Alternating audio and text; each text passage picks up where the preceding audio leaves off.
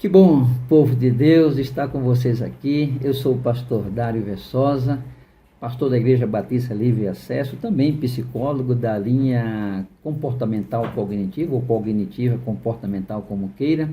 E nós estamos apresentando o nosso canal, onde nós vamos estar postando mensagens pregadas na nossa igreja, mensagens, seminários para casais que nós damos por esse Brasil inteiro. E nós vamos também bater muito papo aqui acerca de psicologia, com muitas dicas para vocês, né?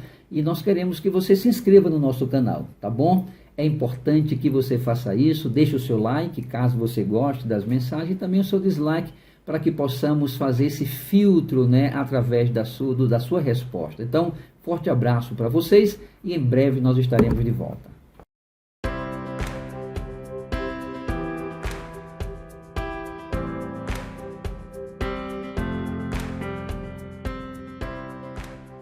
Abra comigo a sua Bíblia, né, o seu exemplar da Bíblia Sagrada, Mateus capítulo 6. Mateus capítulo 6, nós vamos pontuar versículo de número 6 ao versículo 13. Amém? Glória a Deus, nós estamos ministrando sobre os 3 aspectos do perdão de Deus para a sua família. Glória a Deus. Irmãos que estão vindo pela primeira vez, não se preocupe, nós vamos situá-los dentro daquilo que nós estamos ministrando e de uma maneira mais, plena, você puxa lá nos cultos antecedentes, através do YouTube, Igreja Batista Livre Acesso. Domingo passado pregamos uma mensagem da ceia, mas domingos anteriores não começamos essa mensagem. Olha só, nós não vamos trazer mais as crianças para cá, para evitar também, mas as crianças de 3 a 13 anos já podem sair devagarzinho, tá bom? Já pode ali, sair devagarzinho e ir para as salinhas que as tias estão esperando vocês para o culto de vocês, tá bom? Quero lembrar também a todos os membros, inclusive também isso fica registrado via internet, que as crianças, antes de adentrar as salas, elas também estão sendo higienizadas pelas tias. Lá na salinha, eles estão também obedecendo o distanciamento de 1,5 m. Durante a aula, elas passam também álcool em gel nas mãos, e quando eles saem, também eles são higienizados, tá bom? Todo cuidado nós estamos prestando para quê, pastor? Para toda a segurança, irmãos? É triste o que está acontecendo, mas eu volto a dizer, falei isso quinta-feira, a igreja não vai se acovardar, amém? A igreja vai vir para o santuário, nós vamos orar. Esse momento aqui é um momento único e também é um momento onde nós estamos nos reforçando, recebendo essa retroalimentação através da palavra do Senhor Jesus, amém? Olha só o fato de chegarmos aqui no santuário e revermos a igreja, os irmãos, isto já alegra o nosso coração. Isso já é uma geradora de dopamina, serotonina e tantos outros transmissores que fortalecem o nosso estado de imunidade, tá bom? Então essa é saúde. Então graças a Deus por tudo, é um prazer estar com vocês. Mateus capítulo de número 6, nós vamos pontuar versículo 6 ao versículo 10 ao 13, vamos ler? Volta um pouquinho só para o versículo 6, Érica, você volta? Para o versículo 6, para a gente começar do versículo 6, vamos lá? Mas tu, quando orares, entra no teu aposento, e outras versões falam quarto, e fechando a tua porta, ora a teu pai, que vê o que está oculto, e teu pai, que vê o que está oculto, te recompensará. Versículo 7, orando, não useis de vãs repetição como os gentios, que pensam que por muito falarem, serão ouvidos. Versículo 8, não vos assemelhei, pois, a eles, porque o vosso Pai sabe o que vos é necessário antes de vós lhe pedirdes. Versículo 9, portanto, vós orareis assim. Vamos toda a igreja? Pai nosso que estás nos céus, santificado seja o teu nome. Venha a nós o teu reino, tanto na terra como no céu. Versículo 11, O pão nosso de cada dia dá-nos hoje.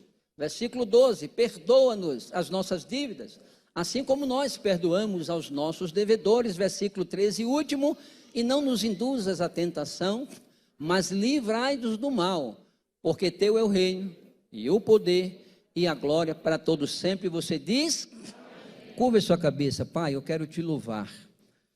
Eu quero te agradecer, Senhor, por esta rica oportunidade que tu confere a cada crente que está sentado neste santuário.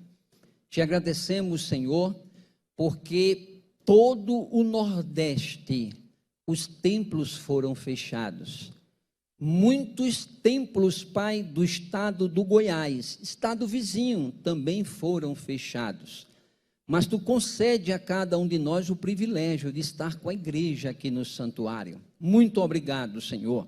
Que a tua graça, ela continue sobre as nossas vidas. Enquanto eu ministro a tua palavra, Pai, sou carente da tua unção. Eu peço, Senhor, a mesma unção que tu usaste, Senhor, e derramaste na vida dos teus filhos que me antecederam. Esta palavra é tua, é a tua verdade. É o maior instrumento usado pelo Senhor para lapidar o nosso caráter cristão. Enquanto estivermos ministrando, faça a sua obra, Pai.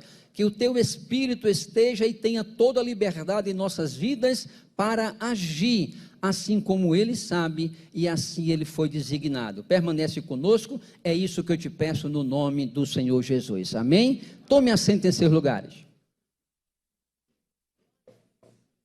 Glória a Deus. Queridos, olha aqui para mim, toda atenção, agora é pouca, amém? Os jovens, não é? Guardem os seus celulares. Sei que o celular é crente, né? Que ele vem também para o templo, mas é o momento agora de ser enriquecido pela palavra. Queridos, baseado nesse texto, nós estamos trabalhando esse tema, os 3 aspectos do perdão de Deus para a nossa família. E eu trouxe uma verdade como uma afirmação teológica, e a verdade é que eu acredito, eu tenho plena certeza disto, que a culpa seja um dos maiores e mais arrasadores pesos que pode acometer uma mente humana. De acordo com a ciência, é esse peso que provoca as maiores patologias, as maiores enfermidades emocionais. Sempre lembrando que toda enfermidade emocional, ela vai ter o seu rebento nos comportamentos. E esses comportamentos, na maioria deles, são disfuncionais. Eles não funcionam porque parte do pressuposto de um comportamento, de uma mente patológica, de uma mente enferma. Aí eu falei que as grandes teorias do comportamento, eu destaquei 3 para vocês. Primeira, a teoria comportamental, no seu principal expoente, Aaron Beck. Ele vai dizer que a culpa, ela se aloja, a culpa, ela acontece exatamente por causa de uma distorção cognitiva, ou seja, de uma maneira equivocada do ser humano pensar em relação a ele mesmo, em relação ao outro, em relação à sua vida. Então, quando isto acontece, a culpa se instaura. Também falei de uma ramificação da ciência comportamental, também a Gestalt, não é, dos seus expoentes Fritz Perls e também o Wertheim. Ele vai dizer que essa doença ou essa culpa, ela vai se alojar exatamente quando acontece esse encontro do ser humano com o meio. Quando há esse encontro, o que ele chama de região fronteiriça ou fronteira de contato, é aí que acontece a culpa. Só para você ter ideia do que eu estou falando, você começa a ver, por exemplo, um Facebook, aí você começa a ver as pessoas tudo sorrindo, aí você faz, puxa vida, por que eles são felizes e eu não? Você está em algum canto e você vê a felicidade, você diz, puxa vida, por que é tão feliz e às vezes eu não? Então isso tudo é essa fronteira de contato que a Gestalt vai falar. E a outra teoria que eu falei foi a psicanálise. A psicanálise vai dizer que a culpa ela se instaura exatamente dentro dessa tensão, desse conflito existente sobre uma instância psíquica chamada ego e a instância psíquica chamada superego, em virtude de uma petição incontrolável que não pode esperar do id, e assim por diante.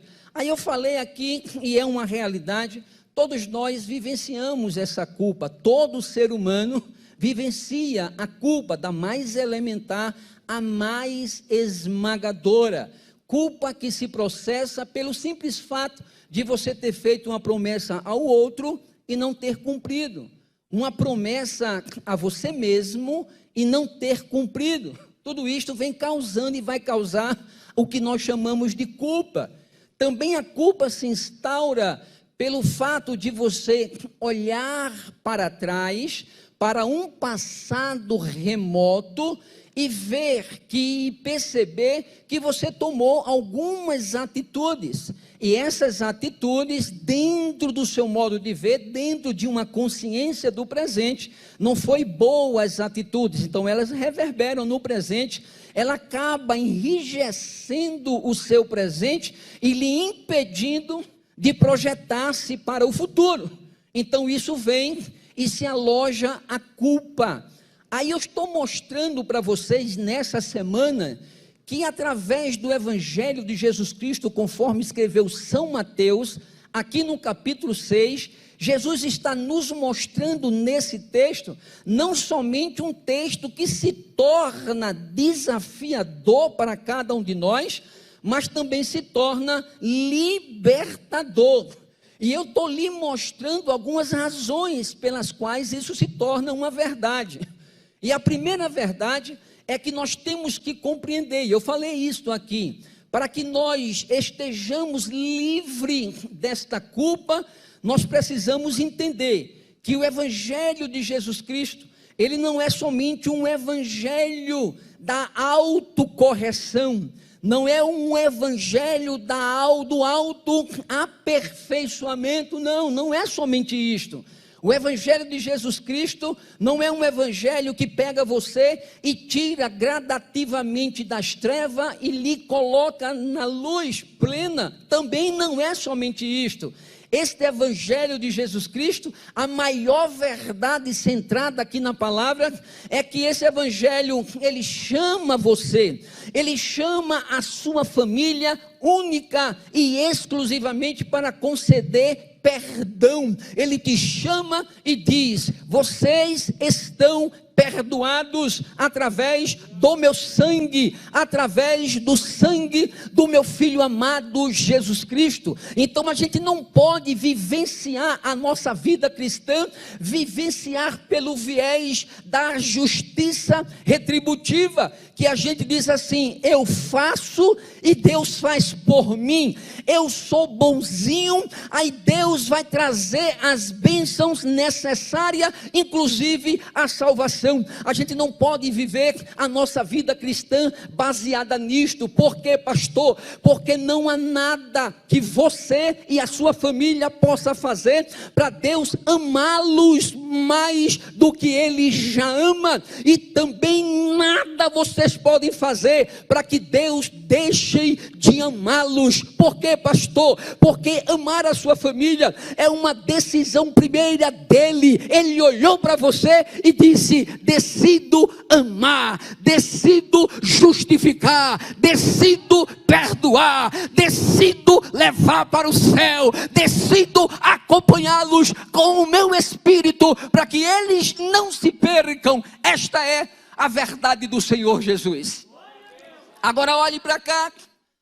Mesmo entendendo tudo isto, eu falei para vocês e venho falando que Deus é um Deus que trabalha, e Ele trabalha em nós. Para quê, pastor? Para que não nos percamos diante dos percalços da vida. Olha só o que é que nós estamos passando. A situação que estamos vivenciando, ela pode nos levar a um desânimo pleno. Por quê, pastor? Porque a cada dia nós estamos recebendo notícias de amigos, nós estamos recebendo a notícia de parentes, nós estamos recebendo a notícia de pessoas que estão ligadas ao nosso círculo de amizade, que estão ficando enfermas e outras estão perdendo as suas vidas por causa dessa peste. Isso pode nos levar ao desânimo. A gente se acorda debaixo de uma incerteza, a gente se acorda e não sabe o que é que pode acontecer ou nos acometer durante o dia, durante a semana, durante os meses. Aí Deus trabalha em nós, para quê, pastor? Para nos fortalecer, para dizer: a esperança está em mim, a esperança está em mim, e ninguém pode perder isso para a glória do seu santo e eterno nome. Aí eu falei que Deus trabalha, e eu me reportei ao texto de Deuteronômio, capítulo de número 8, versículo 1, principalmente o versículo 2, onde relata que Deus falou ao povo dele durante a peregrinação do deserto, e ele vai nos mostrar as duas maneiras que ele trabalha em nossa vida. A primeira maneira é nos humilhando. Dê glória a Deus por isso. 1, 2, 3, vai. Então ele trabalha nos humilhando. Agora é interessante que essa humilhação de Deus é pautada em amor, não é pautada em vergonha, não é pautada em diminuição ou assim por diante, mas é pautada em amor.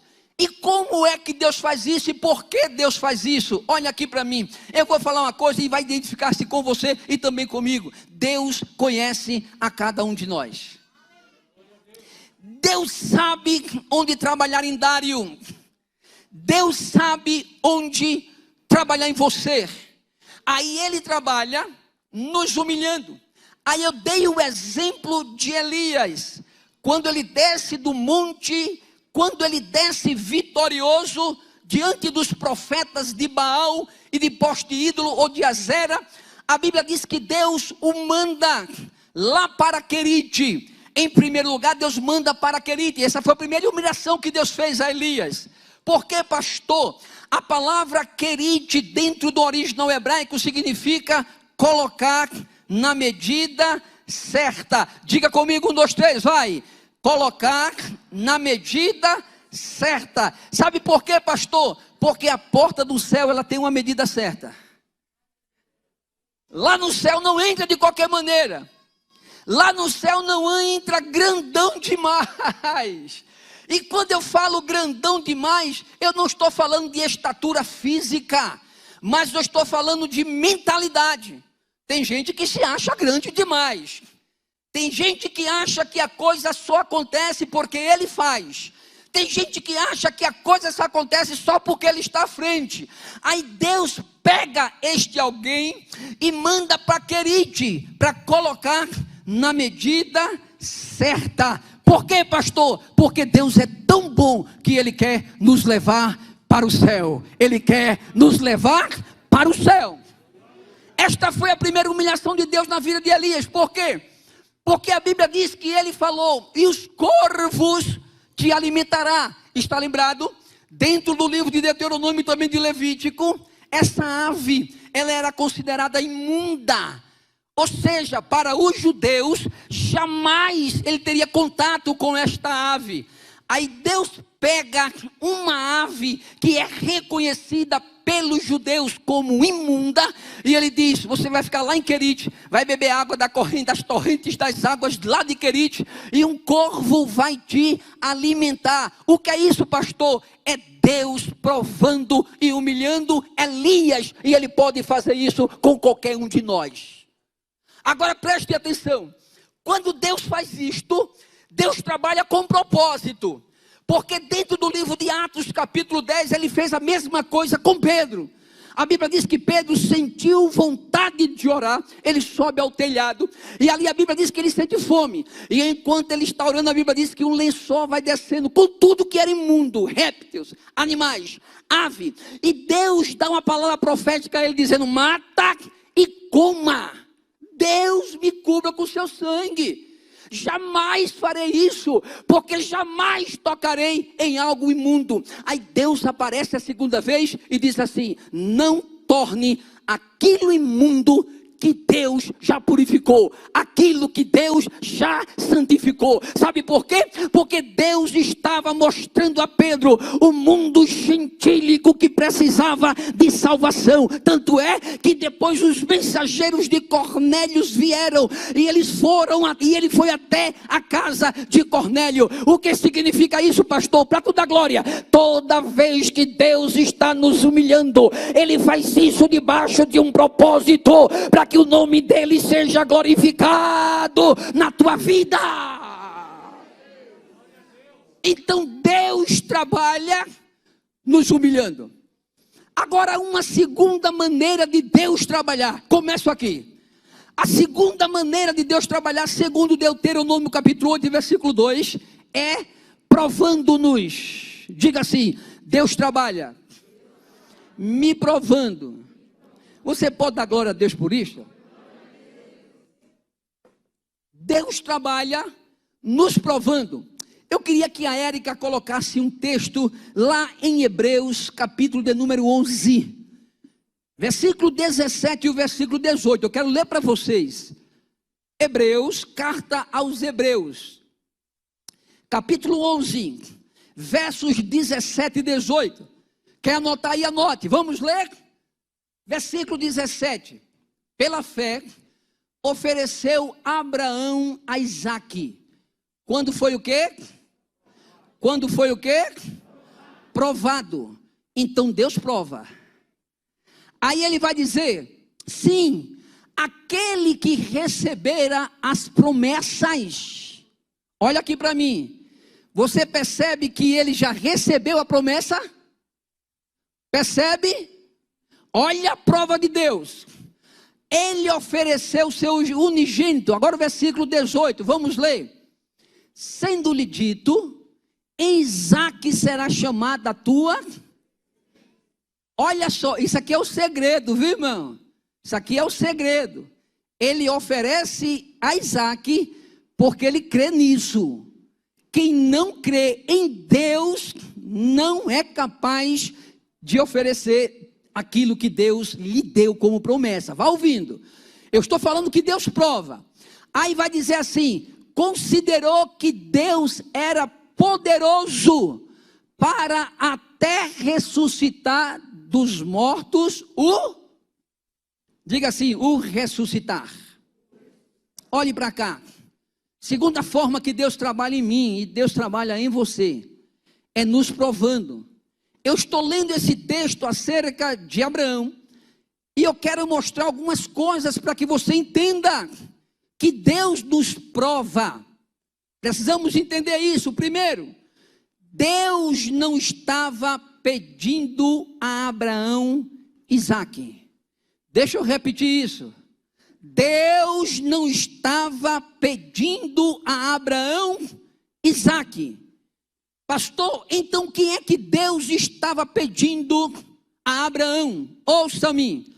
Ele estava pedindo a Abraão aquilo que era mais importante para Abraão, que por coincidência chamava-se Isaque. Ouça-me. Deus estava pedindo a Abraão aquilo que havia se tornado mais importante, ou seja, a razão da vida deste patriarca. E isto aqui é interessante, por quê, pastor? Porque isto aqui é o cuidado de Deus. Por quê, pastor?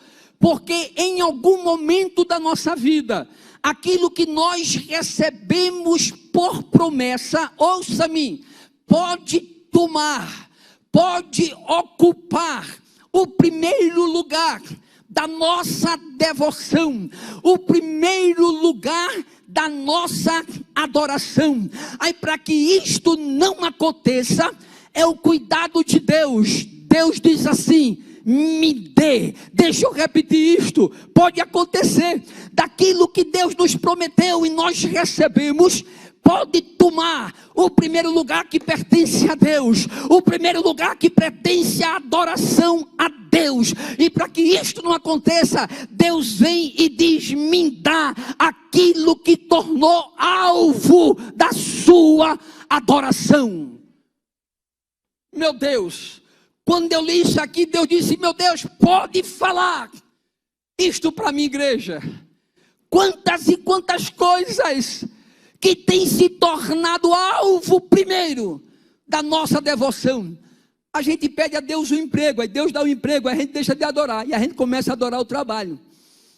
A gente é solteiro, pede a Deus um esposo, um cônjuge, aí a gente acaba deixando de adorar quem deve ser adorado, e a gente começa a adorar a isto. A gente ganha a casa que prometeu o nosso Deus, aí a gente deixa de adorar a Deus para adorar a casa. Aí, para que isto não aconteça, Deus diz assim: eu quero que você simplesmente me dê aquilo que se tornou mais do que importante na sua vida, como fato de promessa. Eu já contei isso aqui.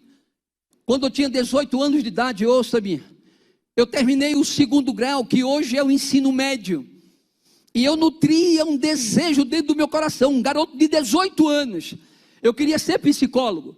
Eu nutria esse desejo. Eu conheci um psicólogo na escola onde eu estudava, e eu fiz amizade com ele, e a forma como ele agia, como ele trabalhava, isso me cativou. Eu disse: eu quero ser um psicólogo. Terminei o meu ensino médio, e eu fui para a única faculdade chamada Fafiri, lá em Recife, e eu peguei uma fila quilométrica. E quando chegou na minha vez, era uma escola religiosa de freira, era uma igreja católica, uma escola católica. E quando eu cheguei na minha vez, a freira perguntou: qual é o curso que o senhor quer fazer, moço? Eu tirei a minha identidade e disse: eu quero fazer psicologia. Aí ela sorriu e disse: não pode, é um curso só para menina, é um curso feminino. Foi como um balde de água gelada na minha cabeça. Eu saí daquela faculdade, eu disse: Deus, é um sonho, eu não sei o que é que o Senhor vai fazer, mas um dia a psicologia vai ser também para macho, porque eu quero fazer esse curso. O tempo passou, eu me casei, eu fui para São Paulo, passei 3 anos e meio lá em São Paulo, depois eu voltei, passei mais 3 anos e meio no estado de Sergipe, depois eu voltei, depois de aproximadamente 15 anos, eu estou dentro de um coletivo, indo para um determinado lugar. Quando eu olho na faculdade, faço uma faixa dizendo: vestibular ou as inscrições estão abertas. Aí eu desci, e tinha pouca gente. Quando chegou na minha vez, eu puxei e disse assim: eu quero fazer psicologia.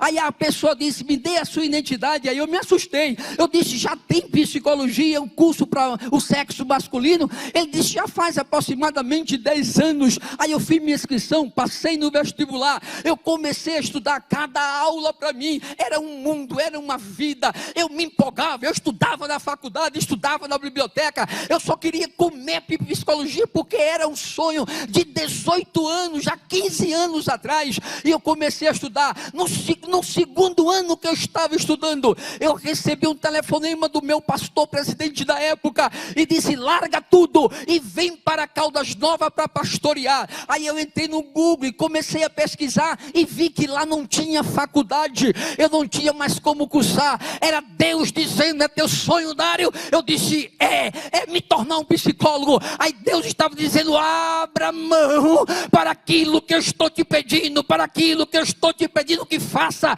E eu tive que abrir mão. Sabe o que é que Deus está dizendo? É que pode chegar um momento da nossa vida que Ele possa nos pedir aquilo que nós mais amamos. Ele fez isto com Abraão. É por isso que depois de 14 anos eu me tornei um psicólogo. Depois de 14 anos. E hoje eu exerço a minha profissão com muito amor. Eu estou vendo Deus restaurando o casamento. Eu estou vendo Deus transformando vidas. pessoas que já chegaram no meu consultório e disseram: eu quero mudar de vida porque eu sou uma garota e eu sou apaixonada por garota. E eu vejo depois de algum tempo dizendo: olha, doutor, eu estou apaixonada pelo moço da igreja. Eu já estou às portas do meu casamento. Levanta a sua mão para o céu. Deixa eu profetizar. Peça a Deus aquilo que Deus quiser. Entrega, porque Deus é Deus que vela pela sua palavra. Olhe para cá. Deus não estava pedindo Isaac. O que é que Deus estava pedindo, pastor? Ouça. Deus estava pedindo a posteridade de Abraão. Olha que coisa séria. Deus estava pedindo o seu amanhã. Você percebe que aquilo que a gente mais centra é no nosso amanhã, no nosso futuro? Aí Deus estava dizendo: eu não estou pedindo Isaac, mas eu estou pedindo a sua posteridade. Por quê? Porque a posteridade dele se chamava Isaac. Isso aqui é muito forte, eu fico imaginando, imagine comigo. Esse homem está lá, no meio da sua parentela, vivenciando a sua vida tranquilo, sem muita pretensão. Aí a Bíblia diz que Deus se encontra com ele e diz assim: Abraão, saia do meio da sua parentela, saia aí do meio do seu povo, e você vai para uma terra que eu vou lhe mostrar. Aí a Bíblia diz que Abraão sai, ele obedece, ele não sabe para onde é que ele vai. Imagine, a incerteza bate no coração deste homem, porque ele não sabe literalmente para onde ele vai. Ele apenas obedece. E por obedecer, a Bíblia diz que ele sai. Agora olha aqui para mim. Ele é obediente a Deus, sim ou não? Ele é obediente a Deus, sim ou não? Ele sai. Eu estou falando que Deus nos trata nos provando. Deus trabalha em nós nos provando. Este homem sai, mesmo debaixo da obediência de Deus. Este homem vai vivenciar uma das piores crises da sua vida. Por quê, pastor? Porque a região em que ele se encontra, há fome. E a Bíblia diz que quase que no sentido da palavra, ele é obrigado a descer até Gerar. E a Bíblia diz que nesta cidade, ele é obrigado, entre aspas, a mentir acerca da sua mulher. Ele mente para quê, pastor? Para não perder a sua vida. Porque os homens daquela terra podiam querer matá-lo por causa da sua esposa. Então ele combina e mente. Este homem começa a entrar numa crise existencial terrível. Ouça o que eu quero dizer aqui. Não fique pensando que pelo fato de sermos obedientes a Deus, não fique pensando que pelo fato de sermos fiéis a Deus, a gente não entra nas nossas crises existenciais. A gente não é solapado pelas circunstâncias da vida, porque nós somos, mesmo estando debaixo de obediência. Este homem sai, a crise dele é tão terrível. E sabe por que eu estou falando isso para vocês e para quem me vê pela internet? É porque alguns de vocês podem estar passando por algum tipo de crise, principalmente aqueles que tiveram algum tipo de perda, pode estar vivenciando esta crise. Pois é, a Bíblia diz que este homem está vivendo uma crise tão terrível, que Deus precisa intervir na sua história. Gênesis capítulo de número 15, vai dizer que Deus aparece a Abraão, e ele diz assim: Abraão, saia da sua tenda. Abraão hesita, mas sai. Ele diz: Abraão, olhe para o céu. E Abraão olha para o céu e Deus diz assim: comece a contar as estrelas do céu ou do firmamento. Aí Abraão começa, 1, 2, 1000, perdi a conta, Deus. E Deus diz: eu não tenho pressa, pode contar novamente. E Abraão começa a contar, e ele diz: perdi a conta. Aí Deus olha para ele e diz assim: da mesma forma será a promessa minha. A promessa minha.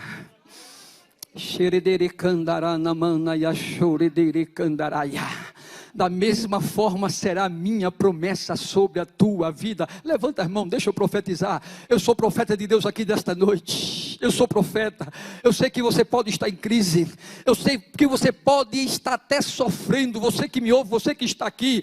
Eu sei que a luta pode estar até solapando a tua existência, dilacerando a tua alma, tirando quase que total a esperança daquilo que é Deus, daquilo que é promessa dele na sua vida. Mas a palavra de Deus nesta noite é: levanta a tua cabeça para o céu e conta as estrelas, e conta as estrelas. Deus é o Deus que promete, e é o Deus que cumpre. Nós servimos a um Deus que cumpre aquilo que Ele prometeu. Espera, Ele vai cumprir na tua vida em nome de Jesus.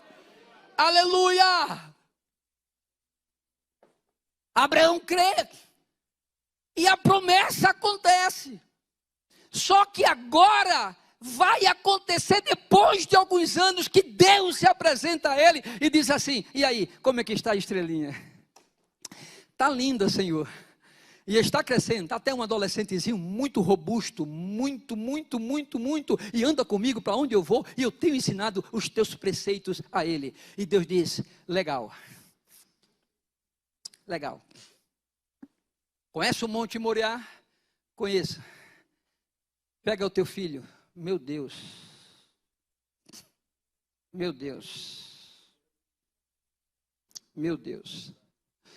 Pega o teu filho e oferece-o lá no Monte Moriá a mim. Dá para entender isso? Dá para entender isso?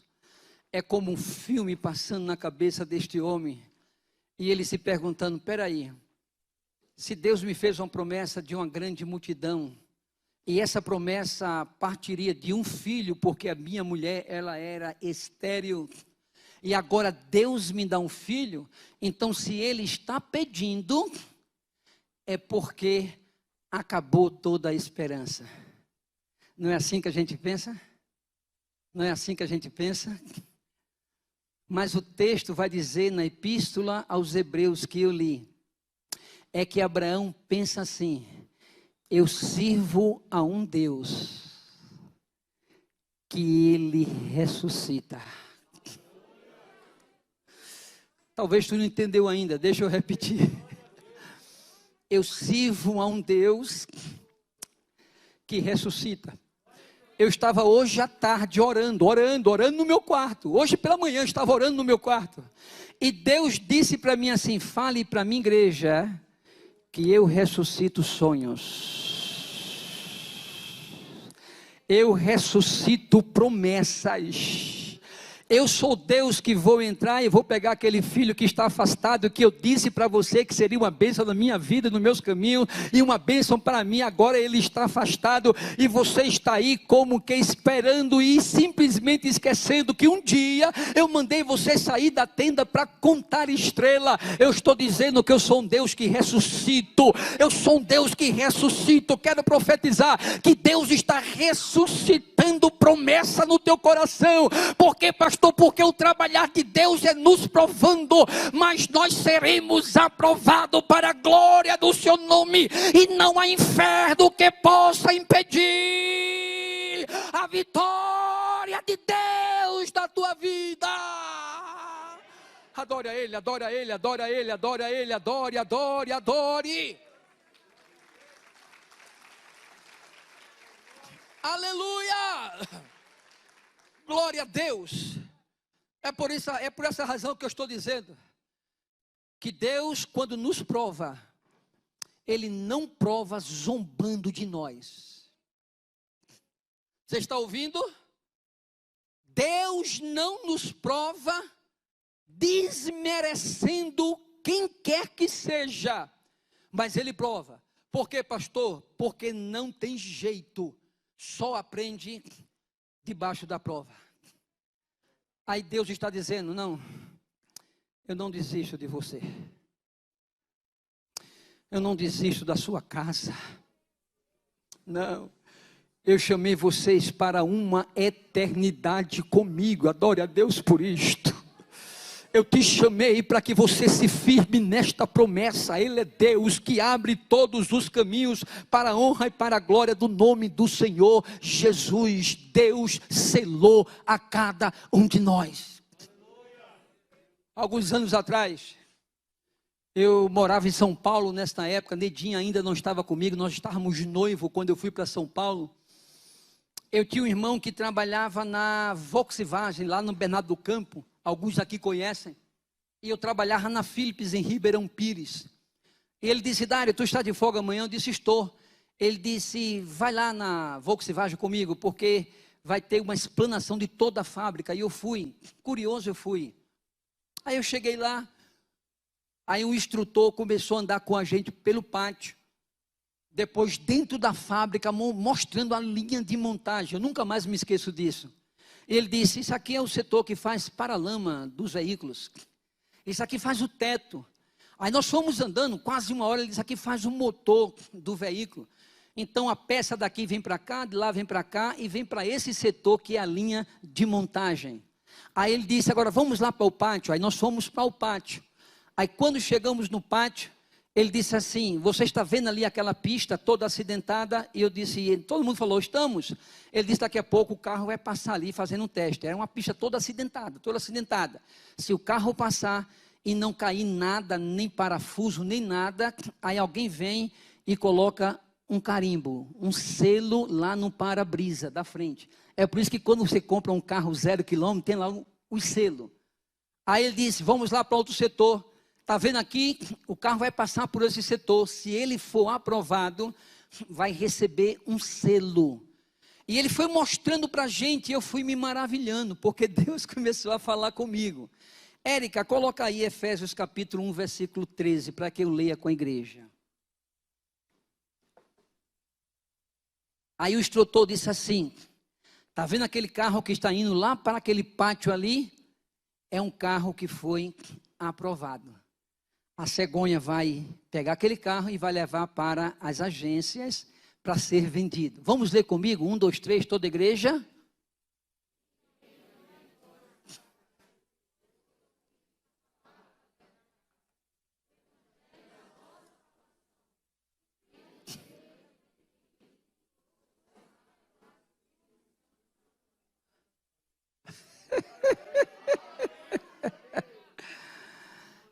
Cada prova que você passa, o Espírito Santo está colocando um carimbo.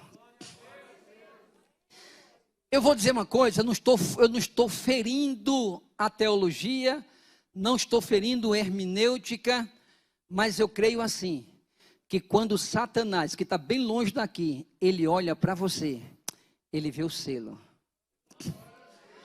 Ele vê o selo, ele vê o selo, ele vê o selo. Tu estás entendendo agora por que é que Deus nos prova?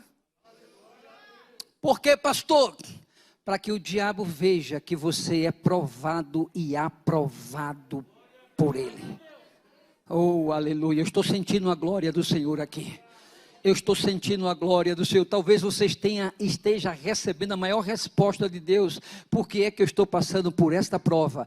É porque o Espírito Santo já está colocando o selo, selo, selo. Aleluia.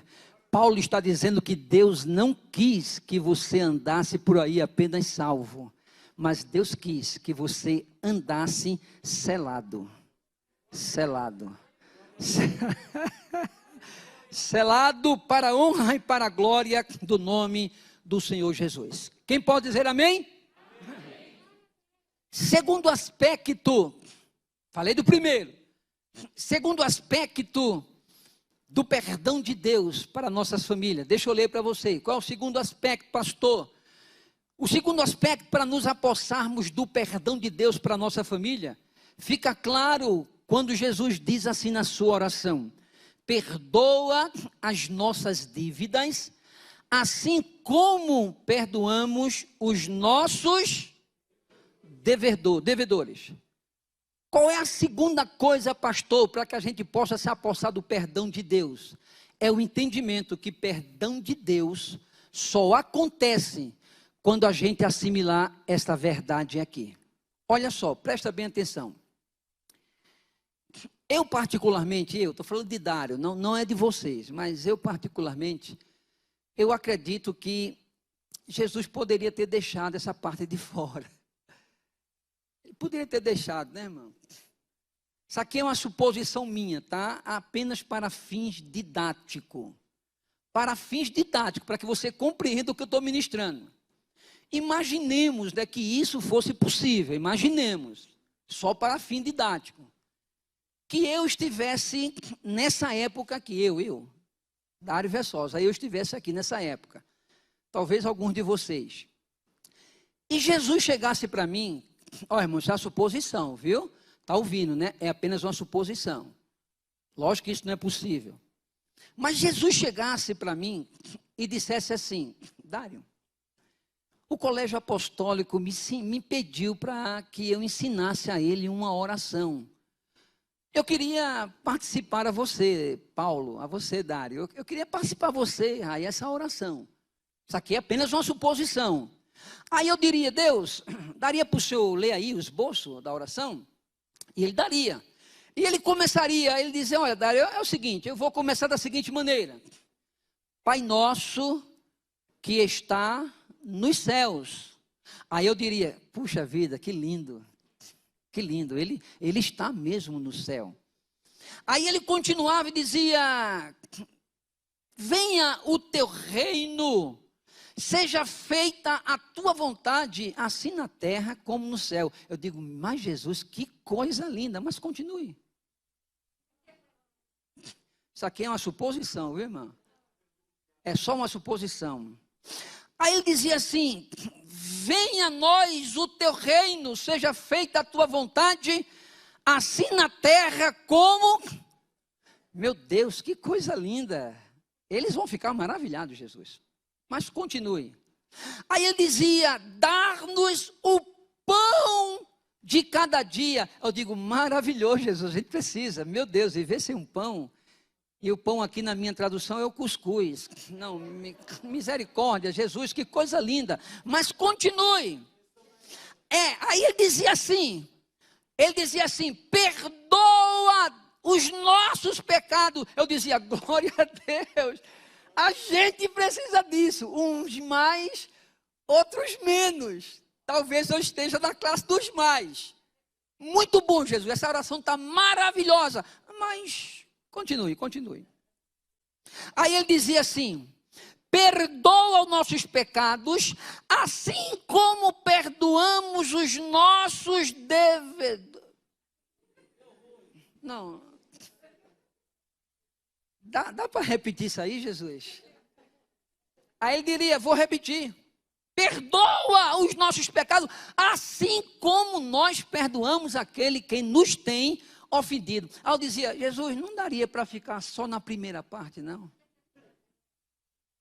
Está entendendo? Se eu falasse isso e se fosse possível, sabe o que é que Jesus diria para mim? Ele diria: Dário, se você quiser tirar a segunda parte, é porque você não entendeu a primeira.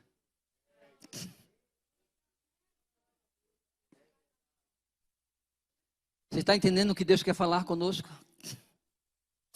O que Deus quer falar conosco é que nós, como família, só podemos nos apossar do perdão de Deus se a gente estiver apto a transferir esse perdão.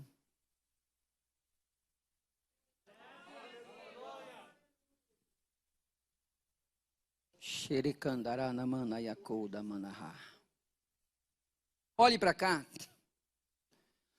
Sabe por que muitos de nós que aqui estamos no santuário e muitos que me vê pela internet, não entendem isto aqui, não entende, não compreende?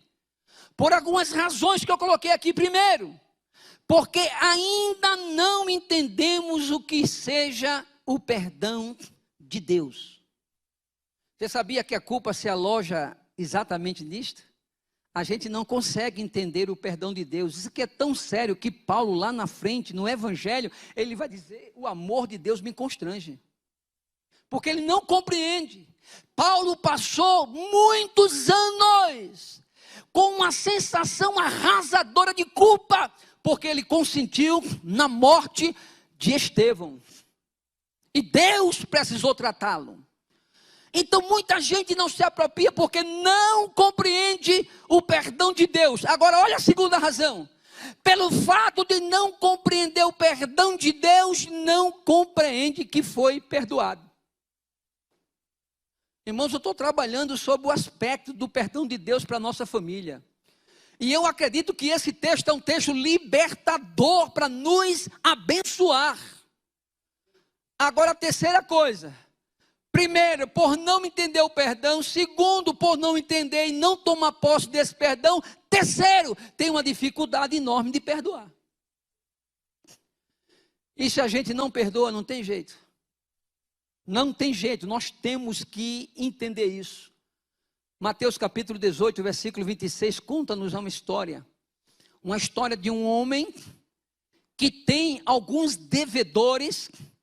Ele chama um para acertar suas contas, e ele percebe que esse cidadão tem uma dívida impagável. Muito embora ele diga, eu vou te pagar, mas não tem como, rapaz, porque esta dívida é impagável. Aí a Bíblia diz que aquele homem resolve perdoar. Aí aquele camarada é perdoado e ele sai. Aí ele encontra um conservo que devia uma quantia até menor do que ele devia. E a Bíblia diz que ele tenta sufocar. E ele não consegue transmitir aquele perdão que ele recebeu. Ouça o que eu estou dizendo aqui. Nós só vamos nos apossar do perdão de Deus se esse perdão de Deus se tornar transferível. O que é que Deus está dizendo? Eu preciso perdoar. Eu preciso perdoar. Qual é a bênção que a minha família está esperando? Ouça o que vou dizer como profeta.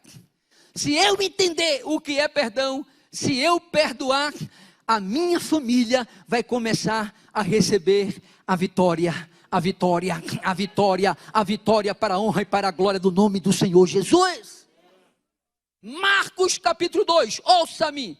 Precisa colocar não, Érica. Marcos capítulo 2, versículo de número 1 ao versículo 12, nos conta uma história. Qual pastor que tinha um homem que era paralítico, mas graças a Deus que este homem que era paralítico, ele tinha amigos. Diga assim, ele tinha amigos. E esses amigos tomam conhecimento que Jesus está em Cafarnaum. E a Bíblia diz que aqueles amigos dizem assim para o seu amigo, eu estou conjecturando, eu estou parafraseando o texto, diz assim, olha, você não sabe de uma, tem um tal de Jesus aí que está curando, e ele está aqui em Cafarnaum, e a gente sabe até onde ele está, mas o que é que vocês querem? Eu quero levar vocês, nós queremos levar vocês, e eu fico imaginando aquele homem dizer, não, deixa eu aqui mesmo, para que ir? Não, deixa eu aqui, não tem mais jeito para mim. Pastor, por que é que o senhor está dizendo isto? Porque quando ele chega, o texto diz, e Jesus vendo a fé deles quem? Os amigos. Jesus vê a fé dos amigos.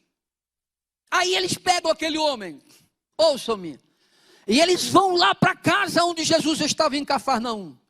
E a Bíblia diz que ao chegar, há uma multidão o impossibilitando, ou os impossibilitando de levar o amigo até onde Jesus estava. Mas acredito que um dos tem uma ideia e diz, bom, já que a gente não pode ir por baixo, vamos por cima. Diga assim comigo, se a vitória não vem de baixo, ela vem de cima. Ela vem de cima. Aqueles homens pegam aquele paralítico, sobem com ele. Acontece uma situação, olha para mim, porque isso aqui é importante. A Bíblia diz que eles começam a descer aquele paralítico numa corda. E aqui tem que ter uma sintonia tremenda. Opa, sobe um minutinho. Baixa você, isso. Vamos lá, devagar. E o caba lá na maca, meu Deus, segura aí. Eu vou me arrebentar. Vai não. Segura, vai, calma. Não, rapaz, faz direito. Baixa só um pouquinho, você está com muita pressa. Não, porque eu quero chegar. Não, calma, vai. Aí desceu exatamente onde Jesus estava. Aí a Bíblia vai dizer lá no versículo 5, que Jesus fitando os olhos nele, se aproximando dele, Jesus diz assim, filho, perdoado estão os teus pecados. Olha para cá, olha para cá, olha para cá. Os 4 lá em cima. Não. A gente não trouxe ele para cá para perdoar pecado, não, Jesus. O homem quer andar. Quem está entendendo, diga amém. Não, Jesus. Para que ele quer perdão do pecado? Ele quer andar. Aí a Bíblia diz que do versículo 6 em diante, olha aqui, do versículo 6 em diante, ele começa a observar uma classe de pessoas que estavam arrazoando. Palavra interessante, palavra, verbo transitivo direto, que significa criticar, julgar. Aquela turma está julgando a ação de Jesus, como quem dizendo quem ele pensa que é. Mas nós tivemos a um Deus que é onisciente. Aí Jesus olha para eles e entende o que está no coração deles. Diz assim: o que é mais fácil? Dizer perdoados estão os pecados, ou dizer levanta-te e anda? Mas para que vocês saibam que o Filho do Homem tem poder nesta terra, olhou para o paralítico e disse: bora, te levanta, adore, te levanta, e a Bíblia diz que ele se levantou. Agora olhe para cá, por que é que Jesus não disse logo: te levanta e anda? Por que não? Porque creia no que eu vou dizer aqui agora. Não tem milagre sem perdão.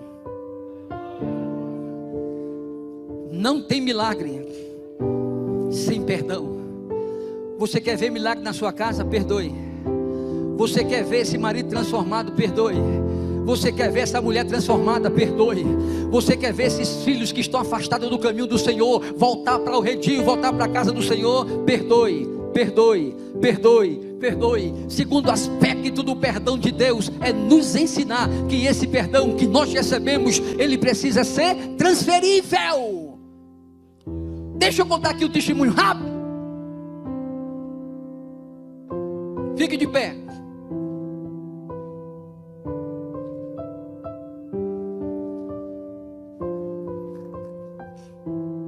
Lembre-se que ainda falta um aspecto. Domingo eu termino.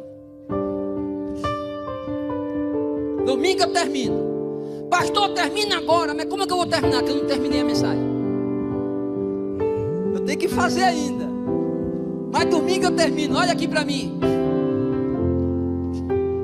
Eu já contei esse testemunho aqui, mas tem tanta gente nova na igreja e pela internet. Eu trabalhava numa empresa que eu tinha um carro do ano. Só que esse carro era no nome da empresa.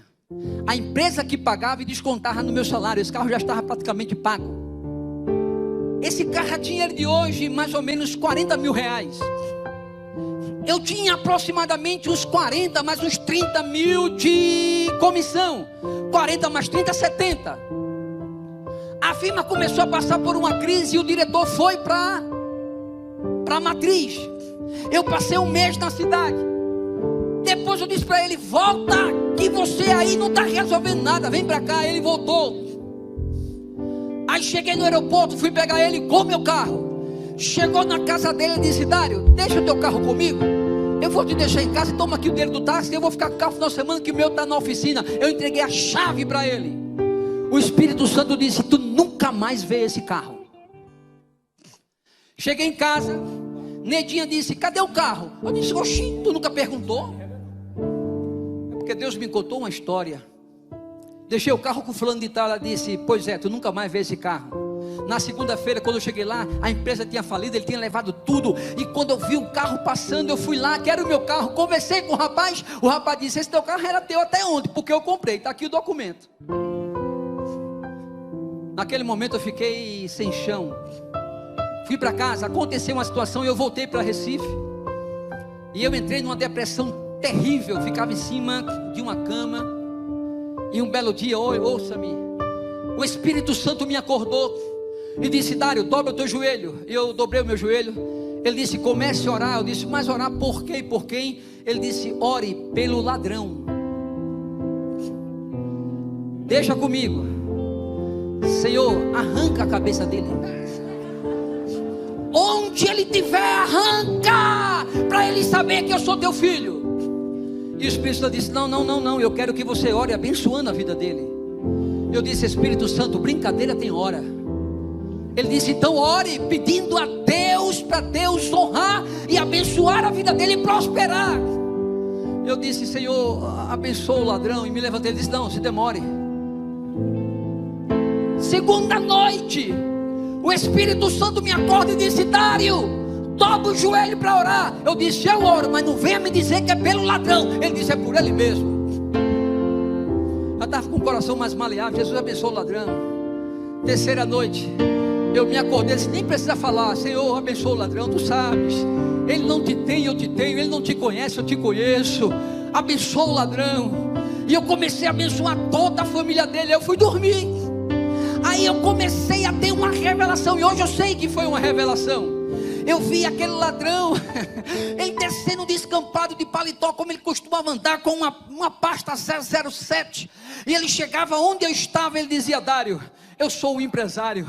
Eu tinha que pegar tudo que eu tinha na empresa para abrir uma nova empresa e convidar você para trabalhar comigo. É o único que eu ia levar. E eu quero te dizer que aqui está todo o dinheiro que eu te roubei aqui nesta pasta 007. Aí eu me acordei, desde Deus falou comigo. Agora, né? E eu contei o sonho para ela. 15 dias depois, eu estava dentro de um coletivo. Quando eu olhei, quem é que vai entrando em uma das paradas? A esposa do ladrão, na cidade em que morávamos. Quando ela nos viu, ela fez uma festa. E ela correu lá chorando, me abraçou, pegou o celular, ligou para o marido e disse: diz que eu encontrei, Dário. Aí eu fui, desci na parada que era o escritório dele. Quando eu olhei, uma empresa grande de consórcio que ele tinha aberto. Aí quando eu subi no escritório, ele estava com alguns vendedores. Ele disse: me dê licença.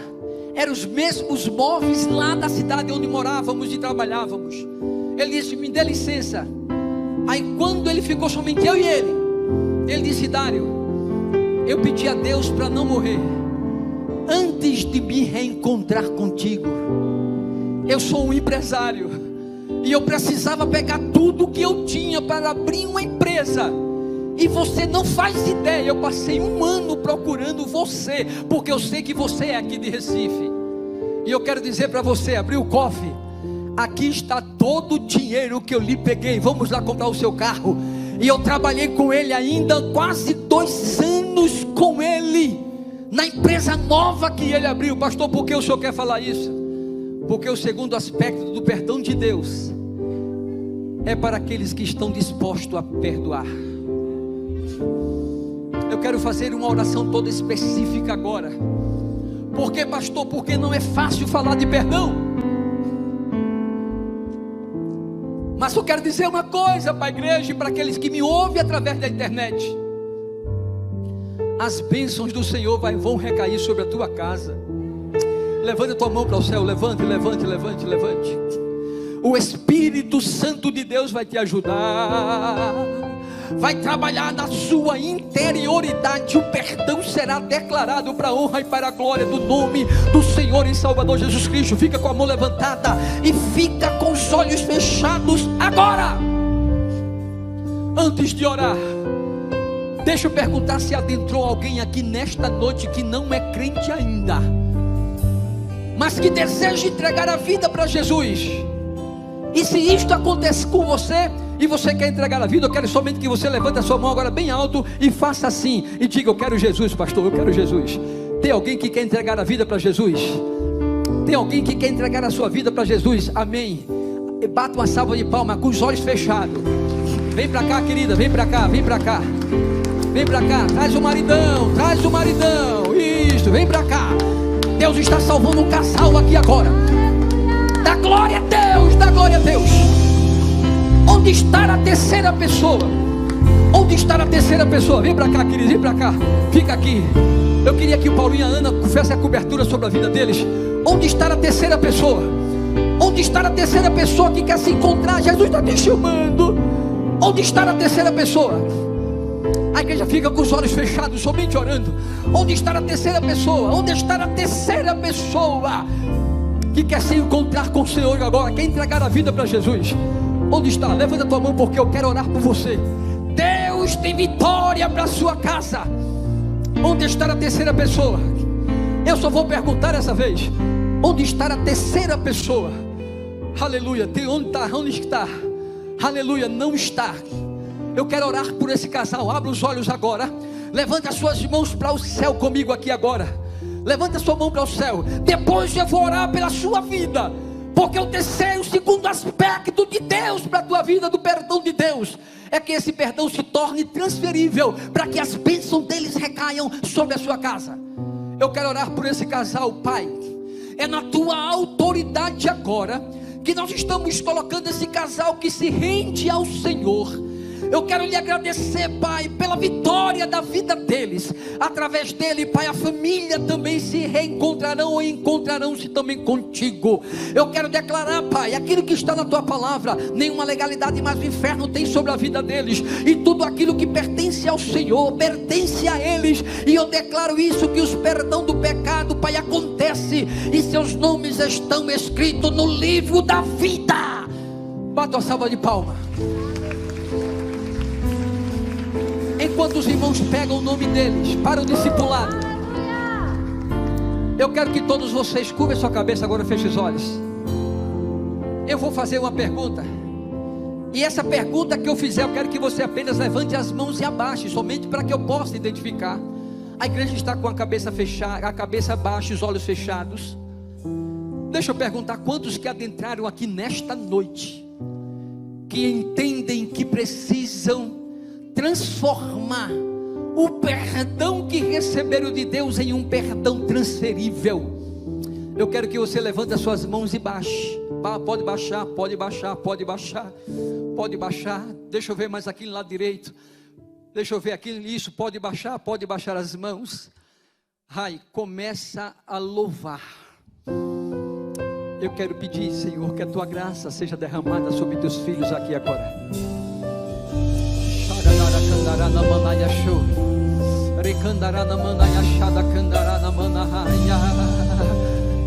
A glória do Senhor está sendo derramada sobre a tua vida.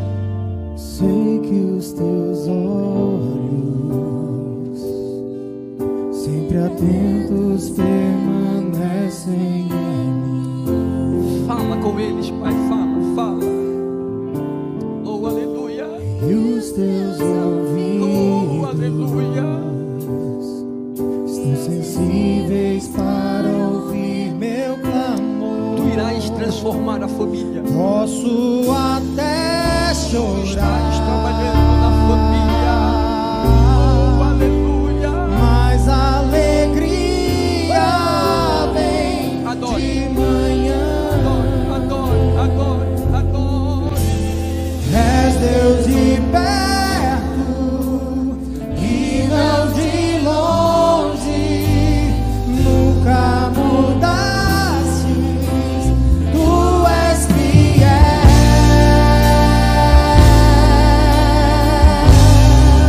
Canta! Deus de aliança, Deus de promessas, Deus que não é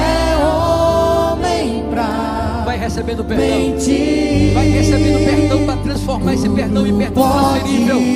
Você vai perdoar o seu pai, você vai perdoar a sua mãe, você vai perdoar seus filhos, vocês perdoam os seus netos. A família está sendo agraciada por Deus aqui nesta noite. Oh, aleluia. Sei que os teus olhos, sempre atentos, permanecem em mim. Eu sei, Senhor. E os teus ouvidos,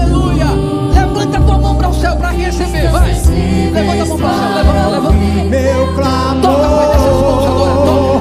Toca, Pai, nessas mãos agora, toca nessas mãos. Derrama da tua graça sobre ela, derrama da tua graça sobre ele, vai, derrama da tua graça. Mas a alegria O perdão está chegando, a glória está chegando, a glória está chegando, receba. é Deus de perto e não de longe, nunca mudaste. Aleluia.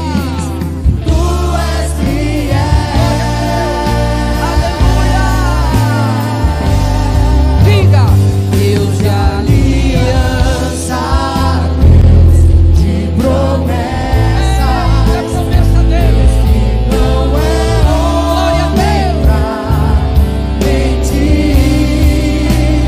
Tudo pode passar, tudo pode mudar, mas tua palavra vai se cumprir. Pai, eu quero orar pela tua igreja, orar pela igreja presente aqui no santuário e aquela que nos vê pela internet.